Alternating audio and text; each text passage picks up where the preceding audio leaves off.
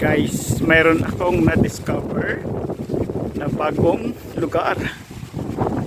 Mahangin. Pero buwis buhay din makarating dito. Ang ganda. Tingnan mo yung ano ang dinaanan ko para makarating dito. Yan, matarik yan. Yung bike, matarik yan. Hindi lang halata sa video pero matarik yan. Ganda ng lugar. Sarap ng hangin. Kung sana nakikita niyo yung hangin. Sarado nga lang itong lugar na to. Masarap daw kape dito eh. O sayang. Pero ka lang. At least mag-discover na. Yan ang advantage ng pag-bike.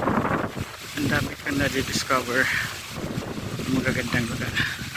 O siya, uwi na ako. Bye.